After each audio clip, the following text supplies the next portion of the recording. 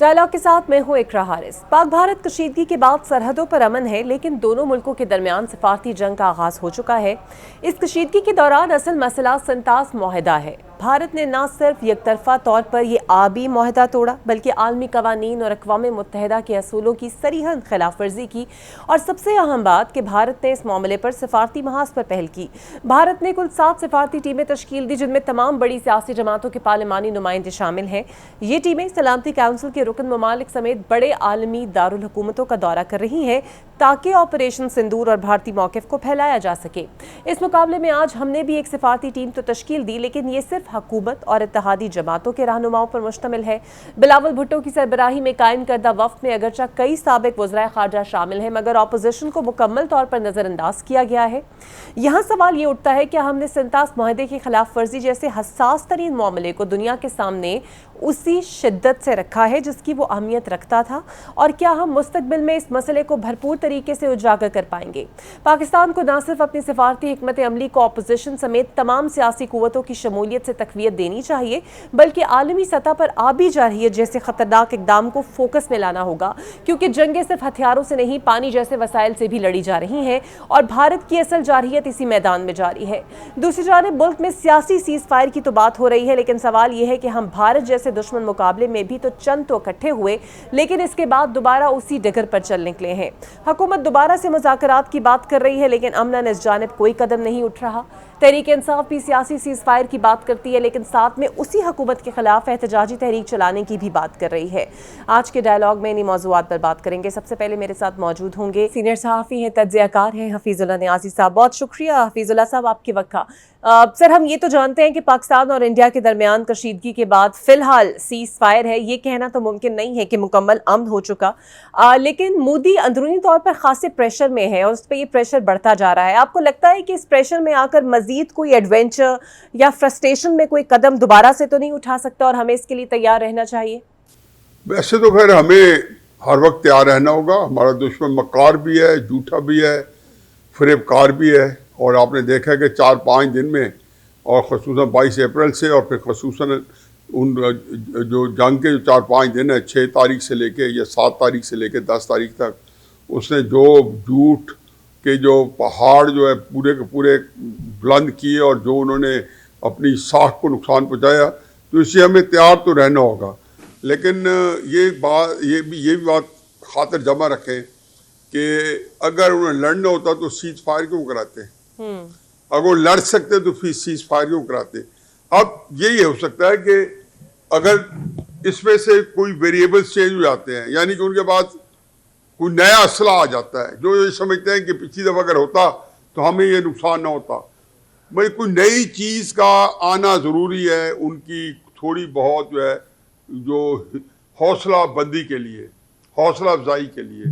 तो मेरा नहीं ख्याल कि इस वक्त उनके अंदर ये सकत है कि वो पाकिस्तान के साथ लड़ सकें, क्योंकि जिस तरीके सीज फायर हुए है उसी चीज़ का तो मोदी साहब के ऊपर पूरे भारत के अंदर उनके ऊपर पूरा एक ऐसा जो बौछार है तनकीद की, और जो उनके साथ जो कुछ हो रहा है वो एक हमारे सामने है, दास्तान रकम हो रही है। मुझे तो लगता है कि शायद वो इलेक्शन तो कभी जीत ही नहीं पा रहे थे इस लड़ाई के बाद, लेकिन मुझे नहीं लगता कि वो अपनी मुद्दत मुलाजमत जो है वो पूरी भी कर पाएंगे।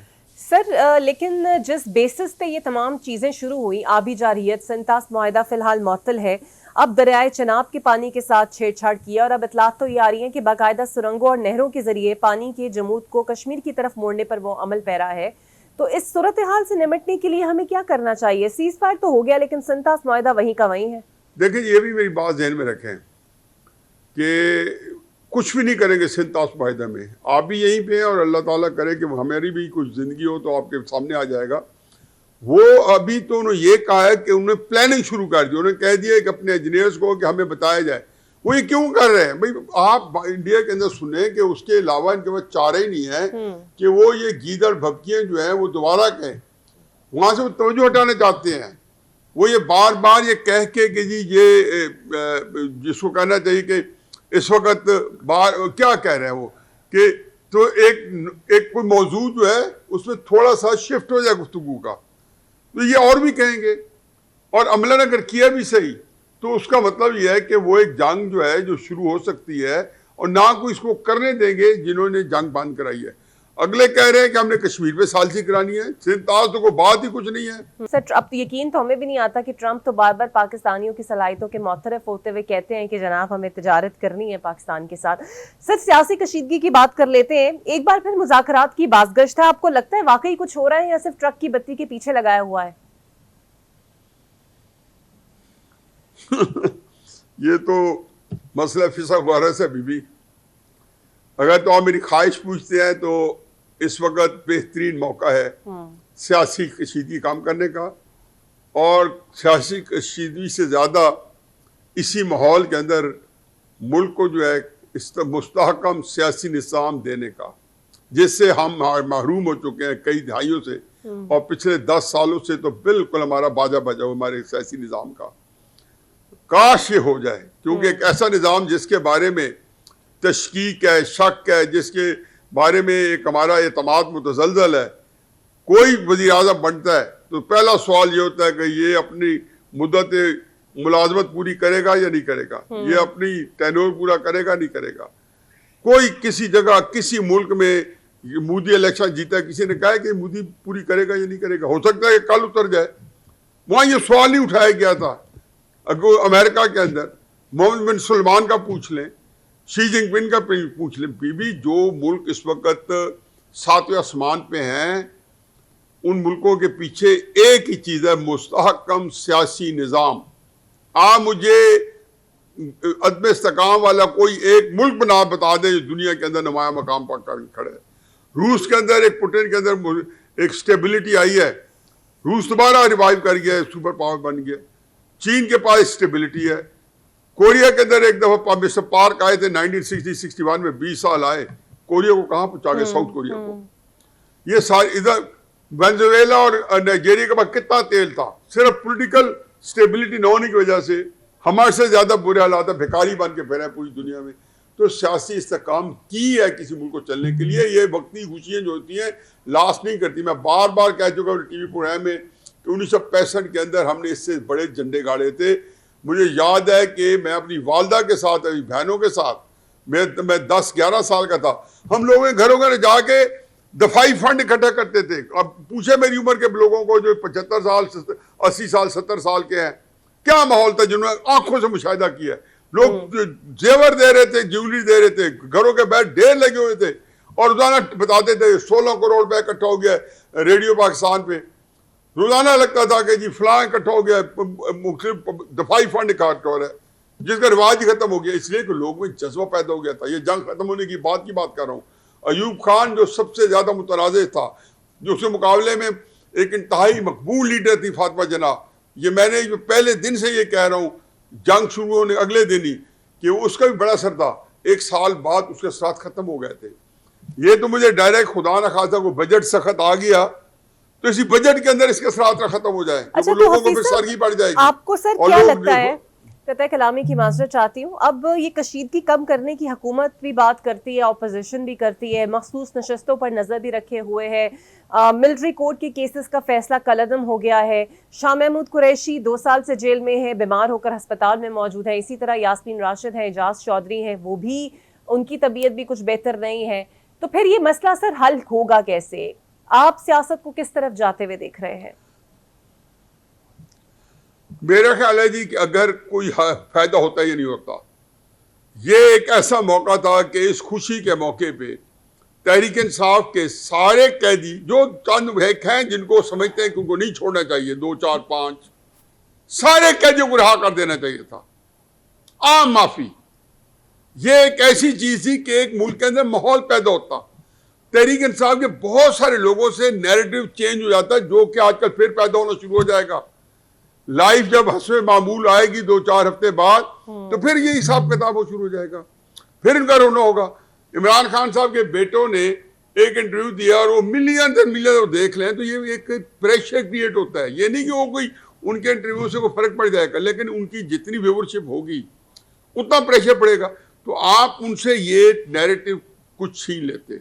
एक मौका था और ये मौका ऐसा ऐसा ये भी नहीं रहेगा 2-4 हफ्ते 10 दिन बाद दबाव में आपने किया।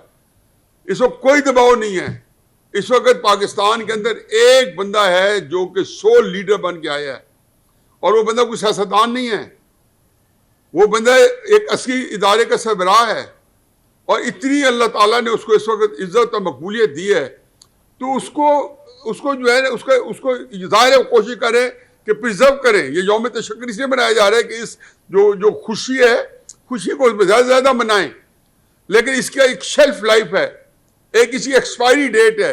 उस शेल्फ लाइफ किसी तरह पूरी हो जाएगी 4 महीने 6 महीने बाद, तो उसके बाद जब आप काम करेंगे तो लगेगा आप किसी दबाव में कर रहे हैं, वो आपका कोई एहसान कदम नहीं होगा।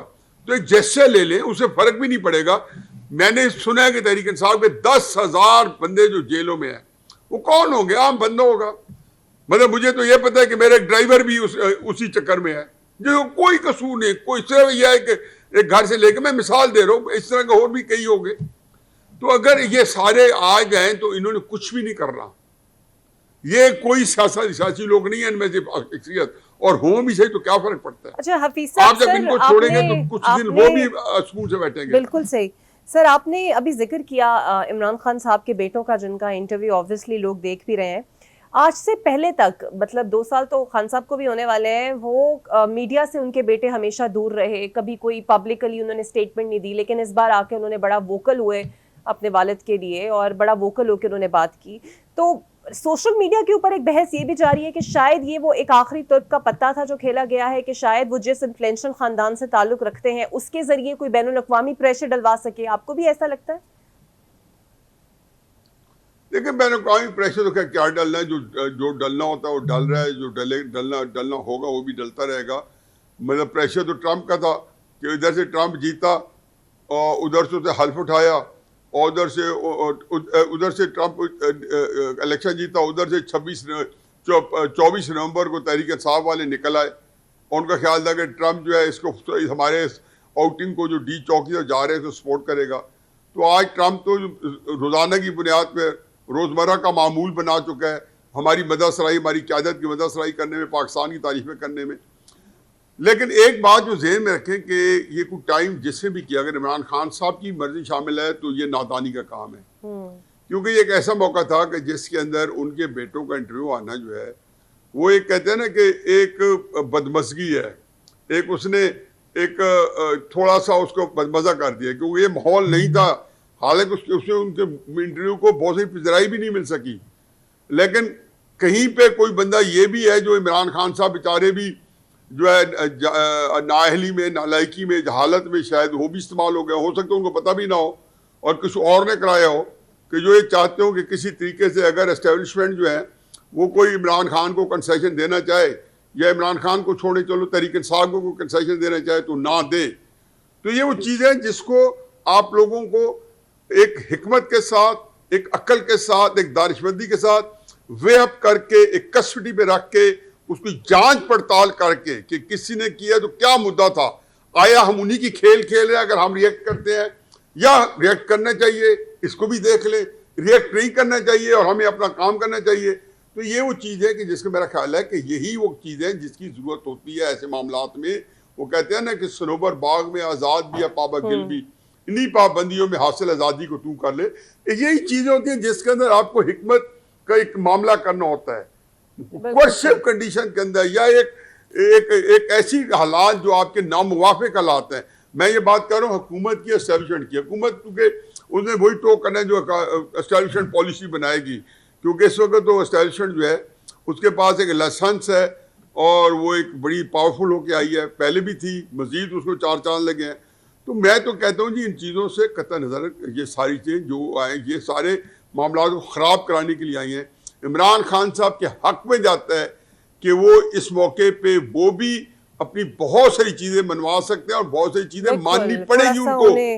ये कहना है कि उनको वही सहूलत मिलेगी जो शहबाज शरीफ साहब को मिली हुई है या बिलावल को, नहीं, वो नहीं मिलेगी। इमरान खान साहब तसल्ली रखें। तो आपको ये खुद तय करना है कि यार मुझे यहाँ से ये कंसेशन लेनी है, मैं अपनी पार्टी के लिए भी ले लूँ, अपने लिए मैं अगले साल ले लूँगा। अभी मैं ये कहूँगा जी आप गौर को इनकॉर्पोरेट करें। मेरा तो दिल करता है कि इस मौके पे आप तहरीक इंसाफ, पीपल्स पार्टी, फजल रहमान, मुस्लिम नून एक ऐसी कौमी हुकूमत बनाए कि मेरा आइडिया पूछे, नवाज शरीफ उसका वजीर आजम हो, बिलावल भुट्टो साहब, फजल रहमान साहब, गौर खान साहब डिप्टी प्राइम मिनिस्टर हो, एक 7 साल का अकॉर्ड लिखा जाए और ये कहें कि हमने मुल्क को चलाना है, और फिर उसके बाद ये कहेंगे इमरान खान साहब को भी छूटते देते जाए जब तहरीक इंसाफ के बाद भी ओनरशिप हो हुकूमत की। और लेकिन उसके लिए मियां नवाज शरीफ साहब को खामोशी का रोजा तोड़ना पड़ेगा सर, इसके लिए मियां साहब को खामोशी का रोजा तोड़ना पड़ेगा। मैं तो मियां साहब के बहुत ही मद्दाह हूं, जो मियां साहब के साथ इस कौम ने और आप लोगों ने किया है ना, तो मेरा ख्याल है आप लोगों को उनसे कोई शिकायत नहीं करनी चाहिए। आपने किया क्या एक बंदे का कि उठा के उस बंदे को जबरदस्ती करके उस बेचारे का कर क्या दिया आपने? उनका इक़्तिदार से निकाला, उसको बदनाम किया। ये जो आज जो लगे हुए हैं बकवास करने पे सोशल मीडिया वाले, किसने तैयार किए थे? ये हमारी एस्टेब्लिशमेंट ने ये हीरे तैयार करके भेजे थे, किसके लिए? नवाज शरीफ की रेपुटेशन खराब करने के लिए। उसकी सियासत खत्म कर दी। वो मुस्लिम लीग खुद कहते हैं कि हमने भारी कीमत अदा की। तो मेरा ख्याल है हमें उनके साथ हमदर्दी करनी चाहिए, लेकिन हम लोग बड़े सख्त लोग हैं, हम इसका वजूद अपने एंगल से देखते हैं। इसलिए नवाज शरीफ साहब को बेचारों को रहने दें। अब उन्होंने क्या किया, हमारा आराम से बैठे हैं, उनको पार्टी आपको दे दी है एसोसिएशन को, वो आराम से उससे मुस्तफीद हो रही है। उनकी सारे सत्तो खैर हैं।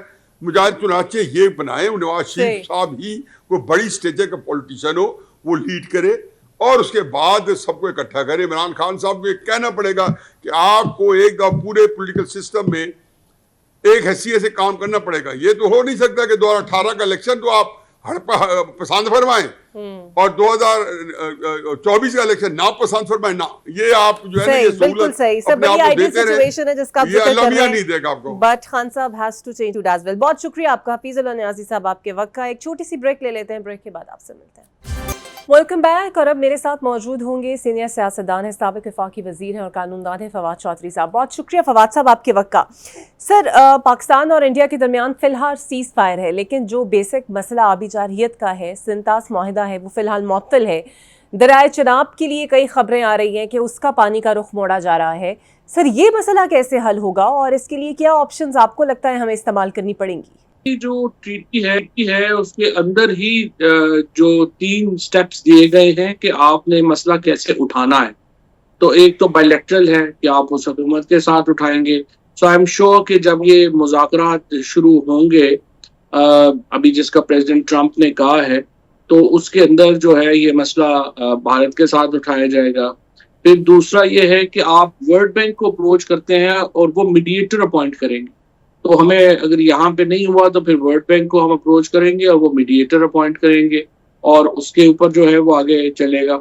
और देखते हैं, फिलहाल तो जाहिर है कि ये एक ऐसा मामला है कि जिसमें कोई अर्जेंसी इसलिए शायद हुकूमत फील नहीं कर रही है कि आप दरियाओं का रुख जो है वो कोई टूटी तो है नहीं कि कल बंद कर देंगे। उसके लिए इंफ्रास्ट्रक्चर चाहिए, बिलियंस ऑफ डॉलर चाहिए, डैम्स बनाने करने इतना आसान नहीं है। लेकिन उसके ऊपर इसलिए मुझे लग रहा है कि अभी वो देख रहे हैं कि हम इस बातचीत से ही शुरू करना चाहते हैं, शायद बायलैटरल शुरू करना चाहते हैं। अभी तक हमारे फॉरेन ऑफिस ने कोई बताया नहीं है कि उनका स्कीम क्या होगी टू काउंटर दिस जो हो रहा है। सो जो भी वो प्लान करेंगे, आई एम श्योर वो अपने लॉयर्स के साथ, जो हमारे इंटरनेशनल लॉ के पानी के, उनके साथ बैठेंगे फॉरेन ऑफिस वाले और एक लायमल बनाएंगे। अच्छा फवाद साहब, भारत ने भी सफारती टीमें तश्कील दी, जिसके बाद शहबाज शरीफ साहब ने भी बिलावल भुट्टो साहब को जिम्मेदारी दे दी और अब हुकूमत और इत्तेहादियों के रहनुमा इसमें शामिल हैं। बेहतर नहीं था कि अपोजिशन में से भी किसी को शामिल करते ताकि एक स्ट्रॉन्ग मैसेज एटलीस्ट पहुंचता तो जरूर दुनिया तक? ये तो चूंकि कितने कमजोर दिल के लोग हैं, इनसे ये उम्मीद करना कि कोई अपोजिशन को उसका ड्यू देंगे। और पाकिस्तान में जाहिर है कि जिससे आप इतनी बुरी तरह शिकस्त खा चुके हो, तो एक मॉरली भी जो है वो आप उससे डरते ही हैं। सो इमरान खान से, पीटीआई से तो एक खौफ का रिश्ता है। सो इसलिए उन्होंने उनको तो जाहिर है नहीं जो है वो करना था, ना ही किया। उसके लिए तो एक बड़ा दिल चाहिए ना, एक बड़ा दिमाग भी चाहिए, जो दोनों यहाँ पे जाहिर है कि अवेलेबल नहीं है। सो इस वक्त तो गुजारा ही कर रहे हैं। ये भी चले सही है, बिलावल भुट्टो को उनकी हलीफ पार्टी है हुकूमत की, इसमें कम से कम इन्होंने उनको भिजवा दिया। मैं तो कह रहा था कि जो पहलगाम का वाकया हुआ उसके ही फौरन बाद हमें ये टीमें भिजवानी चाहिए थी। अब सिर्फ ये है कि मुझे उम्मीद है कि ये सिर्फ कोई छुट्टी मनाने के लिए MNA उन सबको शामिल नहीं कर देंगे। बल्कि इन टीमों में कॉम्पिटेंट लोगों को शामिल किया जाएगा। हमारे अब्दुल बासित साहब हो गए, मुशाहिद हुसैन सैयद साहब हो गए, हमारे मंसूर साहब हो गए, और लोग अहमद नवाज सुकेरा साहब हो गए, तो कॉम्पिटेंट लोग हैं जिनकी एक समझ है जिनको चीजों की, उन लोगों को जो है वो शामिल किया जाए। और वो फिर मेरी नजर में इस वक्त इस्लामी मुल्कों को बहुत इम्पोर्टेंट है ये ब्रीफ करना कि असल फिलॉसफी नरेंद्र मोदी की क्या है, हिंदू महासभा है क्या, आरएसएस जो थी वो थी क्या। जो इमरान खान ने, अगर आपको याद हो तो बहुत तफसील से यूनाइटेड नेशंस में रखा था मामला। एक तो हिम्मत करके इमरान खान की वो तकरीर भी इनको सुना देनी चाहिए ताकि इन लोगों को भी खुद भी थोड़ा बहुत पता चल जाएगा, पाकिस्तान के अवाम को भी पता चल जाए। लेकिन बहरहाल उस बुनियाद के ऊपर बड़ा इंपॉर्टेंट है कि हम इस्लामी मुल्कों को और जो मगरबी ममालिक हैं उनको बताएं कि क्या असल प्रॉब्लम क्या है, और हिंदू जो इंतहा पसंदी है वो कैसे इफेक्ट कर रही है पूरी रीजन में। अच्छा फवाद साहब, आपकी नज़र से भी गुजरा होगा, इमरान खान साहब के बेटों ने एक इंटरव्यू दिया जो सोशल मीडिया पे काफ़ी चल भी रहा है, और ये पहली दफ़ा हुआ है कि उनके बेटे खुलकर आए और उन्होंने बात की, और इससे पहले उनका कोई ऐसा मीडिया इंटरेक्शन हिस्ट्री में हमने नहीं देखा। अब एक तासुर ये दिया जा रहा है कि शायद ये वो आखिरी PTI का तुर्क का पत्ता था जिसे इस्तेमाल किया गया, बट इसकी टाइमिंग आपकी नज़र में करेक्ट थी? बिकॉज एक तरफ हम यौम तशक्कुर बना रहे हैं, पाकिस्तान इंडिया की जंग हो रही है, ऑब्वियसली हम सारी पॉजिटिविटी फीलिंग्स, और एक तरफ है और ये मसला बिल्कुल दबसा गया है। हालांकि जो उनके बेटे आए हैं, जो फैक्ट्स वो अगर बयान कर रहे हैं और अगर उसमें कोई सदाकत है तो वो काफी सीरियस है। ज़रा फैक्ट्स तो वही है जो वो बता रहे हैं, उसमें क्या है। लेकिन ये मुझे जो बताया गया ये इंटरव्यू 3 हफ्ते पहले रिकॉर्ड हुआ था, और फिर जाहिर है जो चलाने वाले हैं उन्होंने तो अपनी टाइमिंग के मुताबिक जो है वो चलाया। और दूसरी तरफ बात यह है कि जो पॉलिटिकल डिवीजन है पाकिस्तान के अंदर, जो पॉलिटिकल टर्मोइल है, ये तो एक रियलिटी है, और जब तक इसको आप एड्रेस नहीं करते हैं, ये तो एक आप समझिए कि कबूतर की तरह आंखें बंद कर देने से तो ये मसला हल नहीं होना। जाहिर है कि एक मसला है और आपने इसको डील करना है। इमरान खान की जो साबिका अहलिया हैं जमाइमा गोल्डस्मिथ, जाहिर है कि उनका बड़ा इन्फ्लुएंस है मगरब में। उनकी फैमिली जो है is considered to be the closest family to the royals of जो यूनाइटेड किंगडम के, और किंग चार्ल्स जो हैं is like their family member. तो आप देखते हैं इसी तरह से जो प्रेसिडेंट ट्रम्प की जो बेटी है इवानिका, और उनके जो हस्बैंड हैं वो भी उनके बड़े करीब हैं। तो देखते हैं कि आप ये मेरा ख्याल में ये इम्पोर्टेंट एक उनकी कोशिश है। और प्रेसिडेंट ट्रम्प ने तो जो इन्फ्लुएंस है अमेरिका का वो तो बता ही दिया अब आपको कि उनकी एक ट्वीट जो है वो हिंदुस्तान जैसे मुल्क को रोकने के लिए काफी थी। तो आई थिंक उन्होंने अपनी जो इन्फ्लुएंस है उसको तो दिखाई दिया। तो लेट्स सी इसके ऊपर आगे बात बढ़ती है या नहीं बढ़ती। And you can trust president Trump, जितने वो आजकल पाकिस्तानियों की तारीफ कर रहे हैं, उनकी सलाहियतों के मुतरिफ हुए हैं, आपको लगता है he is a personality to be trusted? Trust से मतलब मुझे समझ नहीं आया आपकी ट्रस्ट से क्या? पाकिस्तान के लिए वाकई वो कोई पॉजिटिविटी का रोल निभा सकते हैं, तजारत की भी बात कर रहे हैं, उनकी सलाहियतों के भी मुतरिफ हुए हैं, आपको लगता है वाकई भारत को एक लगाम डाल सकते हैं सदर ट्रम्प? ये अभी तो उन्होंने डाली है। अभी तो देखिए प्रेसिडेंट ट्रम्प की अगर आप देखें तो उन्होंने ना सिर्फ यहाँ पर जो हिंदुस्तान ने जो गलती की नरेंद्र मोदी ने, वो तो ये थी ना कि उन्होंने अपने आप को यहाँ का नेतन्याहू समझना शुरू कर दिया था।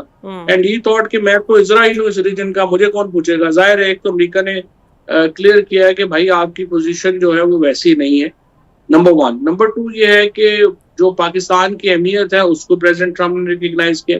तीसरा देखिए वो कंसिस्टेंट है वॉर के खिलाफ, चाहे वो यमन में हुथीज का इशू हो, चाहे वो यूक्रेन और रशिया की वॉर का मामला हो, हत्ता कि ईरान के साथ भी वो अपने मामला जो है उनको हल करना चाहते हैं। सो उनकी जो पॉलिसी है कंसिस्टेंटली एंटी वॉर है। गजा में आप देखिए जब उनकी बात नहीं मानी सीज फायर की, तो ये बड़ा एक रिब्यूक है ना इजराइल को कि वो मिडिल ईस्ट के दौरे पे गए और इजराइल नहीं गए।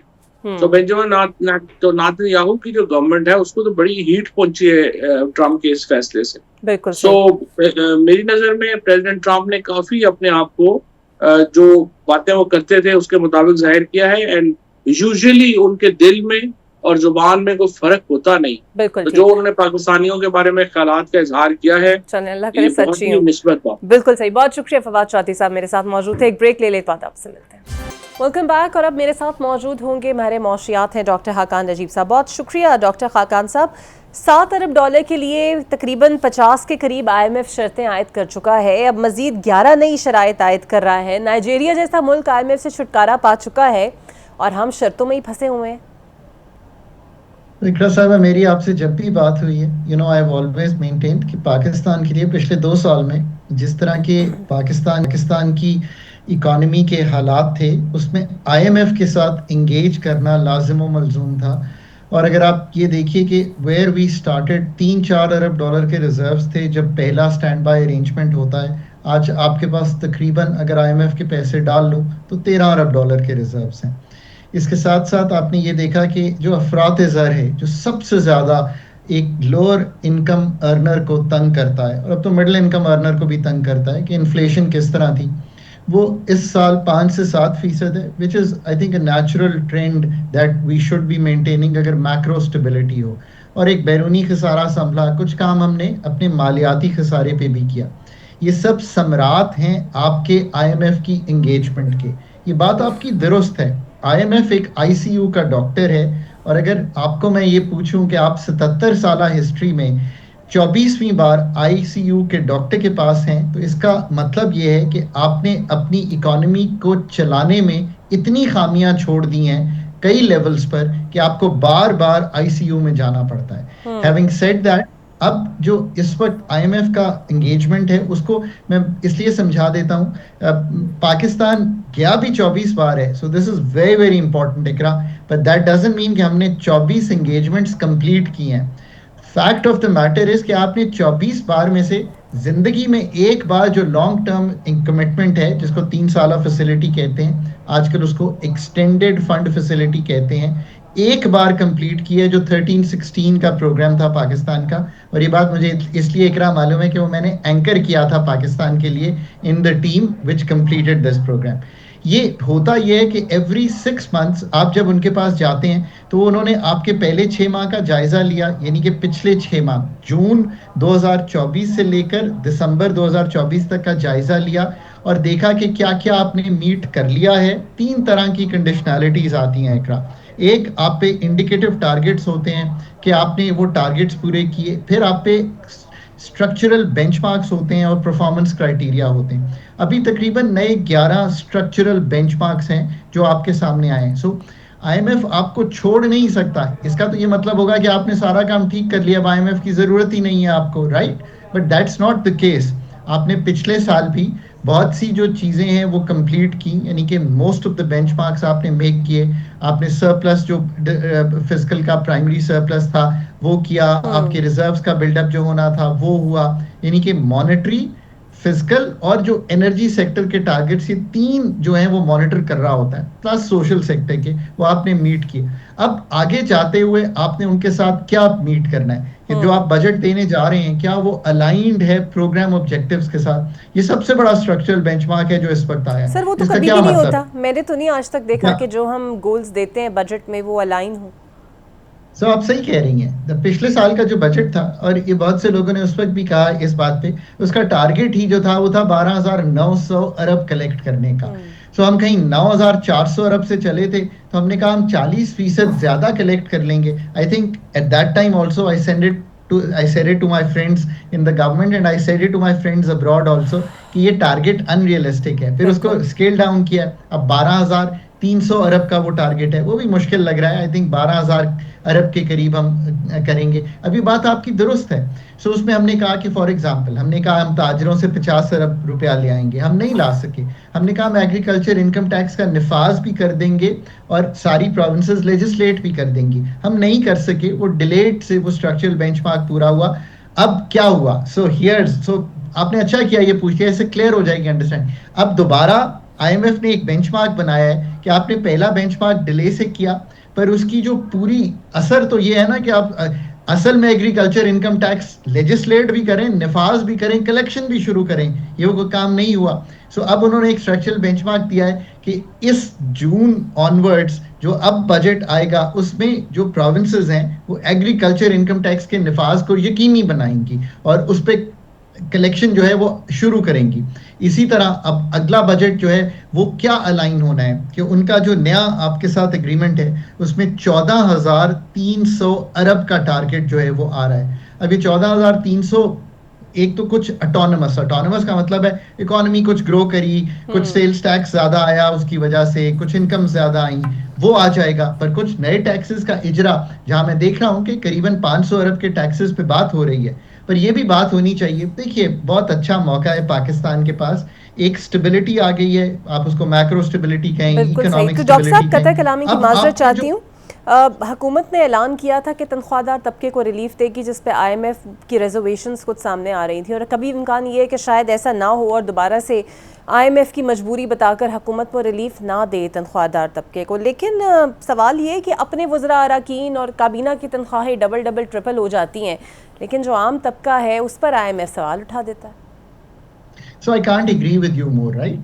Even then, अगर आप ये चाहते हैं कि प्रोफेशनल्स पाकिस्तान में रहें और एग्जिडस यानी कि बाहर जिस तरह इनखला होता है वो ना हो, तो फिर आपको अपनी जो टैक्स के निज़ाम है उसको मसावी, यानी कि आप जो टैक्स दे रही हैं as salary, non salaried, late से मैं कंसल्टेंसी का टैक्स दे रहा हूँ वो, मैन्युफैक्चरिंग का, या मेरा वो दोस्त या मेरी वो बहन जो एग्रीकल्चर या रिटेल में काम कर रही हैं उनको, और रियल एस्टेट को, एक जहां से भी इनकम्स डिराइव हो रही हैं, टैक्सेशन आप पे, मुझ पे और मेरे दोस्तों पे मसावी होनी चाहिए। हम ये नहीं कर पाए हैं और इसमें कुछ कसूर स्टेट का है कि वो अपनी रिट को एक्सर्ट यानी कि जो एनफोर्समेंट मेजर्स हैं वो नहीं करती, हमारी कमजोरी अपनी जगह पर। इकरा साहिबा दूसरी बात इस तरह से भी है, मैं कई दफा टेबल पे था और हमने टैक्स लगाया रिटेलर्स पे, वो स्ट्राइक पे चले जाते हैं।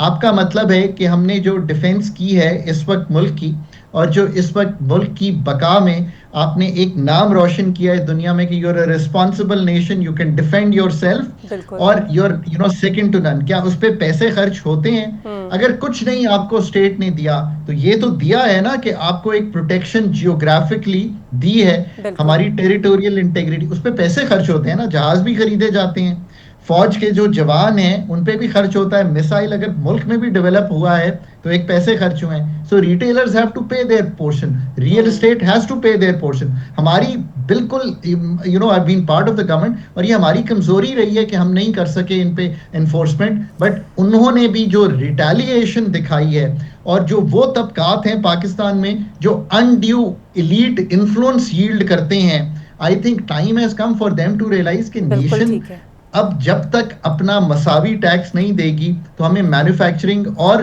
नॉन सैलरीड और सैलरीड पे टैक्स लगाते रहना पड़ेगा। बिल्कुल, और जो 70 साल से हुकूमत काम नहीं कर सकी, अब देखते हैं वो 2 साल में कैसे करेगी। बहुत शुक्रिया डॉक्टर खाकाना जी आपका। देखते हैं कि जो 70 सालों में काम नहीं हो सके वो 2 साल में हुकूमत किस तरह करती है, और ये बजट कुछ अवाम के लिए रिलीफ लेकर आएगा या नहीं लेकर आएगा। मुझे दीजिए इजाज़त, अल्लाह हाफ़िज़।